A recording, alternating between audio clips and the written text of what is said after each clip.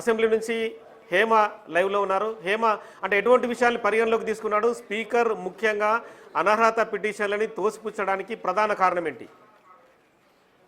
నెలకొన్నటువంటి తీర్పు కాసేపటి క్రితమే స్పీకర్ వెల్లడించారు. మొత్తం 2 తెలుగు రాష్ట్రాల్లో కూడా అసలు ఈ అనర్హత పిటిషన్ పైన ఏం జరగబోతోంది, నిజంగా బీఆర్ఎస్ ఎమ్మెల్యేలు చెప్పేటట్టు వీళ్ళందరినీ సస్పెండ్ చేస్తారా, అసలు ఏం జరగబోతోంది అంటూ కూడా గత కొద్ది రోజుల నుంచి ఎదురు చూస్తున్నప్పటికీ కూడా మొత్తానికి స్పీకర్ అన్ని అంటే ఇరు వర్గాలకు సంబంధించినటువంటి వాదనలు విని క్రాస్ ఎగ్జామినేషన్ చేసిన తర్వాత తుది నిర్ణయం తీసుకున్నారు. కాసేపటి క్రితమే వెల్లడించారు. మొత్తం ఎవరైతే 5 మంది ఎమ్మెల్యేలు అటు బీఆర్ఎస్ కండువా కప్పుకొని కాంగ్రెస్లో జాయిన్ అయ్యారు అంటూ కూడా ఫిరాయింపుల ఆరోపణలు ఎదుర్కొన్నారు, వాళ్ళందరికీ కూడా క్లీన్ చీట్ ఇచ్చారు. ఇదంతా కూడా 5 మంది ఎమ్మెల్యేలకు ఒక బిగ్ రిలీఫ్ అని చెప్పుకోవచ్చు. అయితే మొదటి నుంచి కూడా ఇందాక మీరు అడిగినట్టుగా బీఆర్ఎస్ ఎమ్మెల్యేలు పదే చెప్తుంది ఏంటంటే వీళ్ళంతా కూడా 10 మంది ఎమ్మెల్యేలు పార్టీ మారారని అండ్ బీఆర్ఎస్ కండువాతో గెలిచి ప్రస్తుతం రాష్ట్రంలో కాంగ్రెస్ పార్టీ ఏర్పడిన తర్వాత అందులో జాయిన్ అయ్యారని, ముఖ్యమంత్రి రేవంత్ రెడ్డిని కలిసారని, కాంగ్రెస్ కండువా కప్పుకున్నారని పేపర్లో టీవీలో వచ్చినటువంటి క్లిప్పింగ్స్ని ఆధారంగా చేసుకుంటూ నేరుగా స్పీకర్ని ఆశ్రయించారు. హైకోర్టుకి వెళ్లారు, సుప్రీంకోర్టుకి వెళ్లారు. ఈ 10 మందిని కూడా డిస్క్వాలిఫై చేయాలంటూ కోరారు. అయితే వాళ్ళు ఇచ్చినటువంటి ఎవిడెన్స్ ఏవి కూడా ప్రాపర్గా లేవు అంటూ కూడా ప్రస్తుతం స్పీకర్ గుర్తించి ఈ 5 మందిని కూడా బీఆర్ఎస్ ఎమ్మెల్యేలుగానే గుర్తించారు. ఇప్పటికీ ఈ ఆరోపణలు ఎదుర్కొంటున్నటువంటి ఎమ్మెల్యేలంతా కూడా పదే తాము ముఖ్యమంత్రిని కలిసింది కేవలం నియోజకవర్గ అభివృద్ధి కోసం, నిధుల కోసం. ఎవరైనా సరే, ఏ పార్టీ ముఖ్యమంత్రి అయినా సరే ఒక ఎమ్మెల్యేగా తమ నియోజకవర్గ అభివృద్ధి చేసుకోవాలంటే ఖచ్చితంగా కలవాల్సిన అవకాశం ఉంటుంది. సో అలానే కలిసాము, ముఖ్యమంత్రిని కలిసినటువంటి సమయంలో కప్పింది కూడా కాంగ్రెస్ కండువా కాదు అంటూ కూడా చెప్పడం జరిగింది. సేమ్ టైం ఇంకొక మెయిన్ టాపిక్ కూడా ఈ ఆరోపణలు ఎదుర్కొంటున్నటువంటి ఎమ్మెల్యేలు ముందు పెట్టారు. అదేంటంటే ప్రస్తుతం వీళ్ళందరికీ కూడా ఏదైతే నెల జీతం అసెంబ్లీ నుంచి వస్తుందో అందులో వాళ్ళకి కొన్ని కట్ అవుతూ ఉంటే ఆ కట్ అయ్యేటటువంటివి స్టిల్ ఇంకా బీఆర్ఎస్ ఎల్పీకే వెళ్తున్నాయి. అండ్ బీఆర్ఎస్లో ఉన్నటువంటి సమయంలో అసెంబ్లీలో తామకు ఏదైతే స్థలాన్ని కేటాయించారో తాము ఇంకా అక్కడే కూర్చుంటున్నామని స్టిల్ ఇంకా వాళ్ళు బీఆర్ఎస్ పార్టీలో ఉన్నామంటూ కూడా వాళ్ళ వాదనలు బలంగా వినిపించడంతో పాటు ఆరోపణలు ఎదుర్కొంటున్నటువంటి ఎమ్మెల్యేలు తమ దగ్గర ఉన్నటువంటి ఎవిడెన్స్తో సహా క్రాస్ ఎగ్జామినేషన్కి హాజరయ్యారు. సో మొత్తం కూడా 5 మంది ఎమ్మెల్యేలు అంటే ప్రస్తుతం ఆరోపణలు 10 మంది ఎమ్మెల్యేలు ఎదుర్కొంటే అందులో 2 విచారణకు ఇంకా హాజరు కాలేదు. ఖైరతాబాద్ ఎమ్మెల్యే దానం నాగేందర్ కానివ్వండి, స్టేషన్ గన్పూర్ ఎమ్మెల్యే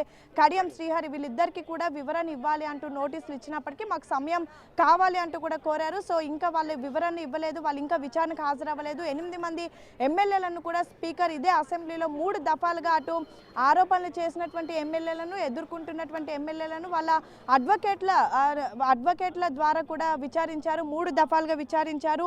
3 దఫాలుగా కూడా నేరుగా స్పీకర్ విచారించి ఇరు వర్గాలు చెప్పినటువంటి సమాధానాన్ని బేస్ చేసుకొని ఒక నివేదికను తయారు చేశారు. ఉదయం నుంచి కూడా ఉత్కంఠ వాతావరణం నెలకొంది. అసలు తీర్పు ఏ విధంగా ఉండబోతోంది అంటూ కూడా ఎదురు చూసినప్పటికీ మొత్తానికి స్పీకర్ వీళ్ళ 5గురికి కూడా క్లీన్ చీట్ ఇచ్చారు. వీళ్ళ 5గురు కూడా బీఆర్ఎస్ ఎమ్మెల్యేలు అంటూ గుర్తించారు. అటు ఆర్కేపూడి గాంధీ, షేర్లింగంపల్లి ఎమ్మెల్యే ఆర్కేపూడి గాంధీ కానివ్వండి, పటంచేరు ఎమ్మెల్యే గూడెం మైపాల్ రెడ్డి, బండ్ల కృష్ణమోహన్ రెడ్డి, ప్రకాష్ గౌడ్, తెల్లం వెంకట్రావు వీళ్ళంతా కూడా ఇంకా బీఆర్ఎస్ ఎమ్మెల్యేలుగా ఉన్నారు. వీళ్ళపైన వచ్చినటువంటి ఆరోపణలన్నింటినీ కూడా కొట్టివేసేశారు.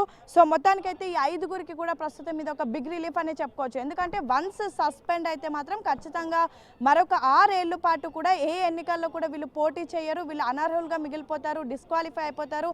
సో ఇలాంటి సందర్భంలో ఆరోపణలు ఎదుర్కొంటున్నప్పటి నుంచి కూడా ఒకవైపు కోర్టు కేసులు, మరొక వైపు అసెంబ్లీలో స్పీకర్ విచారణ ఇలా అంటూ కూడా పెద్ద ఎత్తున గందరగోళ వాతావరణం క్రియేట్ అయింది. ఎమ్మెల్యేలంతా కూడా ఆరోపణలు ఎదుర్కొంటున్నటువంటి వాళ్ళు ఒక భయంగా ఉన్నారనే చెప్పుకోవచ్చు. ఎందుకంటే ఆల్రెడీ ఒక్కొక్కరు 2-3 సార్లు ఎమ్మెల్యేలుగా ఉన్నారు, కొంతమంది ఇంకా ఇప్పుడు ఎమ్మెల్యేలుగా కొనసాగుతున్నారు. వన్స్ డిస్క్వాలిఫై అయితే ఏంటి మా పరిస్థితి అంటూ భయాందోళనకి గురైనప్పటికీ కూడా చివరిగా వాళ్ళ వైపే తీర్పు వచ్చింది. వాళ్ళందరికీ ఒక బిగ్ రిలీఫ్ వచ్చింది.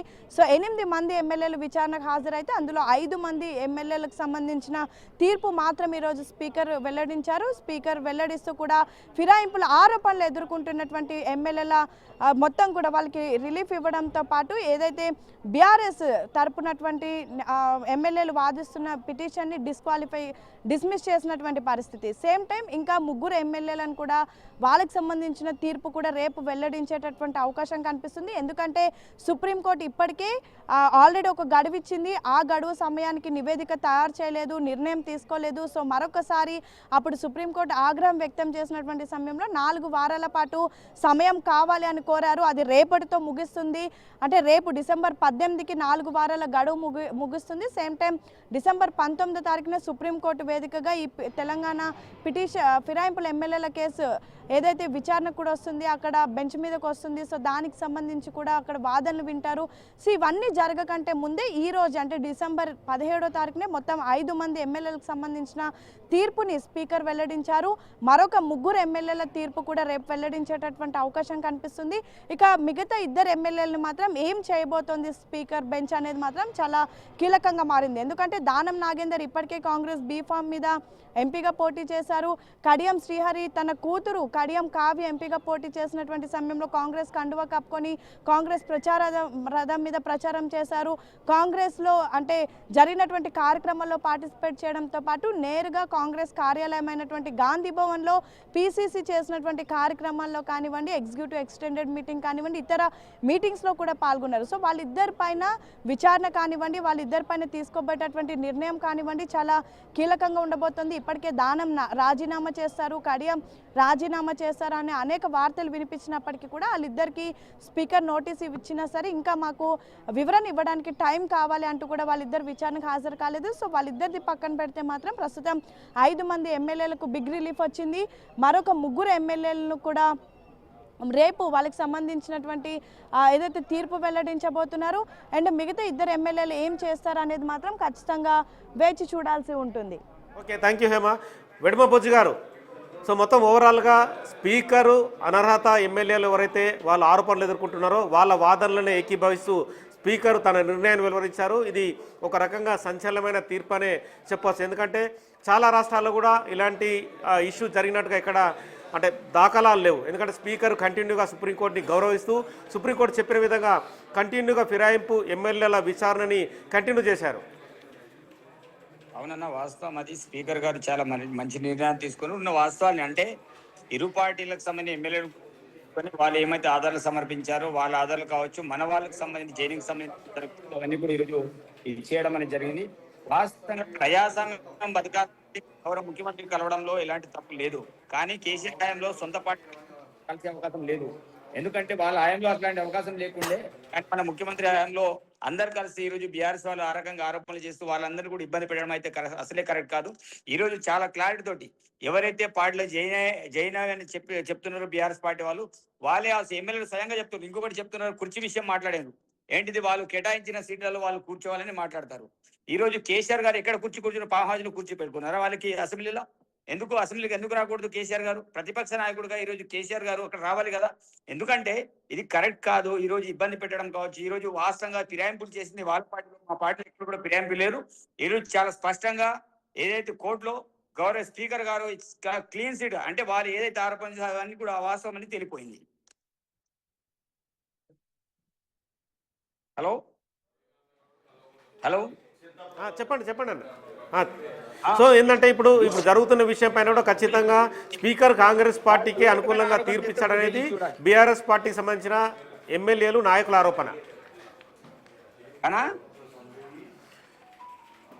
కాంగ్రెస్ పార్టీకి సంబంధించిన ఈ ఎమ్మెల్యేల అనర్హత వేటు విషయంలో స్పీకరు కాంగ్రెస్ పార్టీకి అనుకూలంగా తీర్పిచ్చారని చెప్పి వాళ్ళు ఆరోపిస్తున్నారు. వారు అట్లా కూడా పొరపాటు. స్పీకరు ప్రజాసంబద్ధంగా అందరికి సమన్వయం చేస్తారు. ఈ రోజు అసెంబ్లీలో కూడా ఈ రోజు ప్రతిపక్ష నాయకులు ఎంతమంది మాట్లాడారు, అధికార పక్షం వాళ్ళు ఎంతమంది మాట్లాడారు, సమన్యాయం. ఈ రోజు స్పీకర్ అనేవాడు అందరి వాడు. ఈ రోజు కాంగ్రెస్ పార్టీనో ఎంఐఎంనో బీజేపీనో బీఆర్ఎస్ అనే పార్టీ కాదు. ఈ రోజు వాస్తవాలు ఏంటిది, వాస్తవాల విషయాన్ని ఈ రోజు స్పీకర్ గారు విచారణ అయితే వాళ్ళు ఇంకా అప్పీల్ చేయొచ్చు కదా. ఓకే,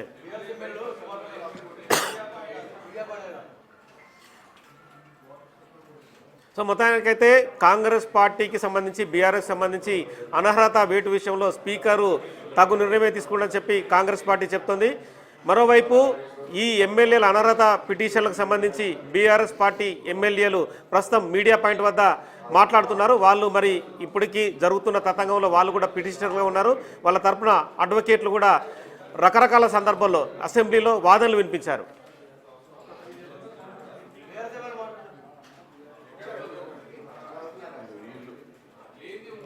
వీళ్ళకి వ్యతిరేకంగా బీఆర్ఎస్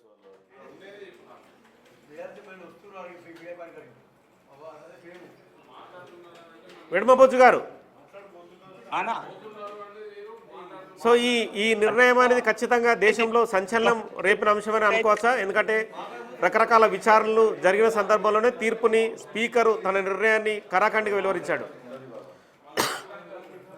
నేను ఏదైతే ఎమ్మెల్యేలకు చెప్తున్నా, ఎవరైతే వాళ్ళకి ఫేవరబుల్ గా తీర్పు వచ్చిందో వారందరికీ కూడా శుభాకాంక్షలు తెలియజేస్తున్నాను.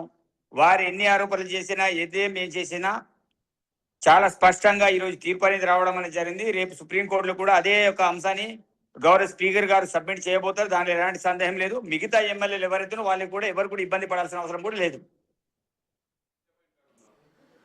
సో మొత్తానికైతే ఎమ్మెల్యేల థ్యాంక్ యూ వెడమబొజ్జు గారు, అంటే మీ అభిప్రాయాన్ని చెప్పినందుకు. మొత్తానికైతే స్పీకర్ అనర్హతకు సంబంధించిన ఎమ్మెల్యేల ఫిరాయింపు విషయంలో 5గురు ఎమ్మెల్యేలు వీళ్లకు వ్యతిరేకంగా కేపీ వివేకానంద, పల్ల రాజేశ్వరరెడ్డి, చింతా ప్రభాకర్, కల్వకుంట్ల సంజయ్, ఈ 5గురు ఎమ్మెల్యేలకు సంబంధించి అరకెపూడి గాంధీ, తెల్ల వెంకట్రావు, బండ్ల కృష్ణమోహన్ రెడ్డి, గూడెం మైపాల్ రెడ్డి, ప్రకాష్ గౌడ్, వీళ్ళ 5గురి పైన బీఆర్ఎస్ ఎమ్మెల్యేలు 5గురు పిటిషన్లు వేశారు.